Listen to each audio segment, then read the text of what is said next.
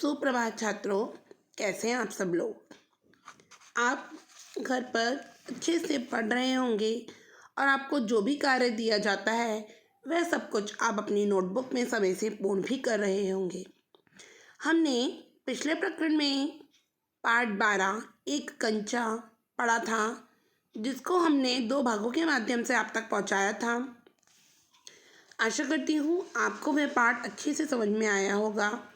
और आज हम पाठ 13 एक तिनका, जो कि कविता है और उसके कवि अयोध्या सिंह उपाध्याय जी हैं, उनके नाम के आगे आपने देखा होगा कि हरिऔध लिखा रहता है। हरिऔध है क्या, आज वो हम इस पाठ के माध्यम से जानेंगे। पाठ 13 एक तिनका। तिनका अयोध्या सिंह उपाध्याय हरिऔध।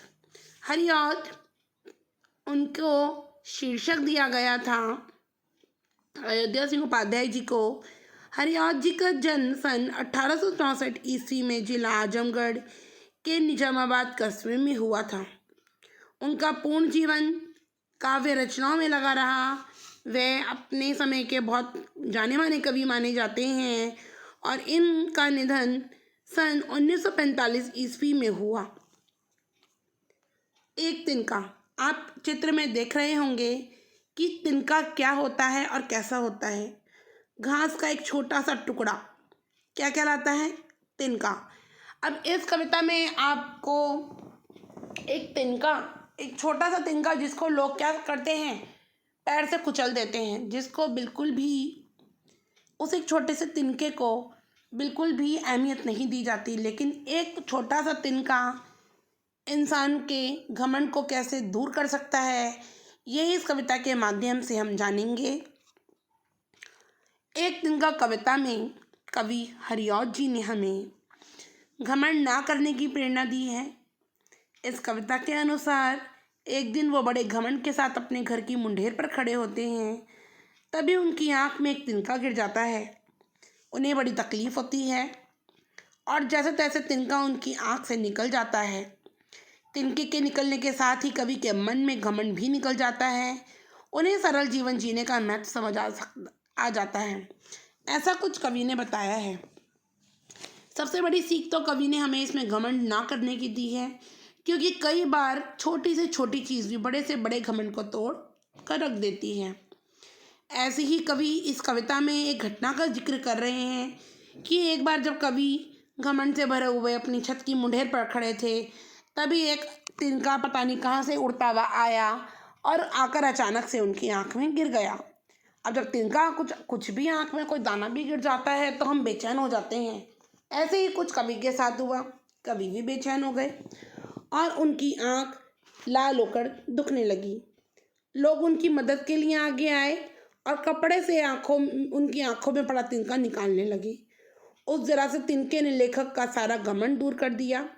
किसी तरह जब वो तिनका उनकी आंख से निकला तो लेखक की अकल ने ही उन्हें ताना दिया कि वह किस बात पर इतनी अकड़ में थे।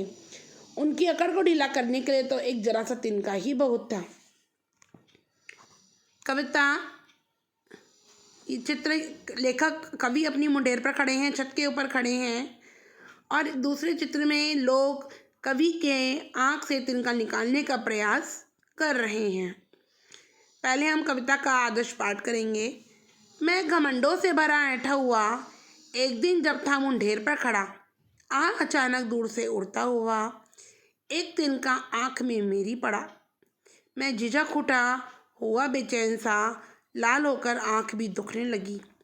मुठ देने लोग कपड़े की लगे, ऐंठ बेचारी दबे पाँव भगी। जब किसी डब से निकल तिनका गया, तब समझ नहीं हो मुझे ताने दिए।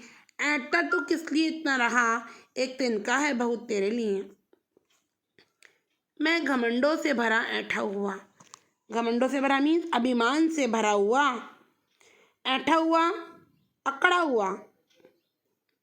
एक दिन जब था मुंडेरे पर खड़ा, मुंडेरे मतलब छत का किनारा, या अचानक दूर से उड़ता हुआ एक तिनका आँख में मेरी पड़ा। तिनका घास का छोटा सा टुकड़ा। इस में कवि ने घमंड न करने की हमें सीख दी है और हमें बताया है कि कवि एक बार घमंड से भरे हुए अक्कड़ में अपनी छत के मुंडेरे अर्थात छत के किनारे पर खड़े थे। अचानक दूर से उड़ता हुआ उसी समय अचानक कहीं दूर से एक तिनका आकर उनकी आँख में गिर गया और तभी उस पल उस जरा सी निर्जीव वस्तु, तिनका क्या है, निर्जीव वस्तु, ने उनको बेचैन कर दिया। वह दुखी हो गए और उनका सारा घमंड दूर हो गया।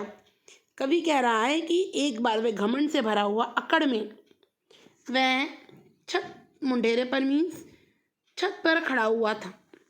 तभी अचानक एक दूर से तिनका आया और आकर उनकी आंख में गिर गया और उस सूखे छोटे से तिनके ने, जो कि निर्जीव वस्तु है और जिसे बहुत तुच्छ समझा जाता है, लोग उसे अपने पैरों के नीचे भी चप्पल से भी रगड़ देते हैं, जिसे कोई महत्व नहीं दिया जाता, उस छोटे से तिनके को, उस तिनके ने ही पल भर में उनको बेचैन कर दिया और उनका घमंड दूर हो गया।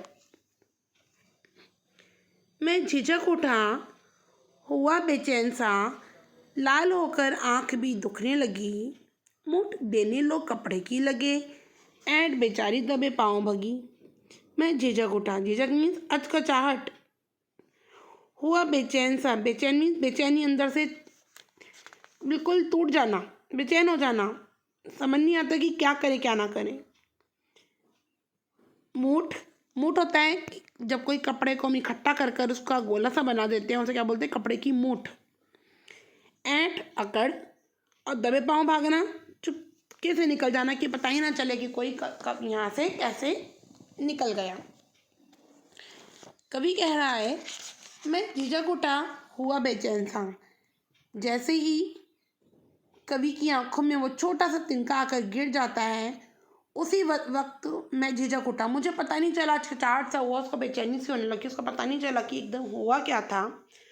वो बेचैन सा हो गया, लाल होकर आँख में दुखने लगी और जैसे ही तिनका उसकी आँख में गिरा तैसे ही उसकी आँख एकदम लाल हो गई और लाल होकर उसकी आँख दुखने लगी। मूठ देने लगे लोग कपड़े की लगे। जब वह अकेला खड़ा हुआ था तो वह बेचैन सा दिखा और जो उसके आसपास लोग खड़े थे जिनसे वो बोलता भी नहीं था, हमेशा उनसे अकड़ में बात करता था।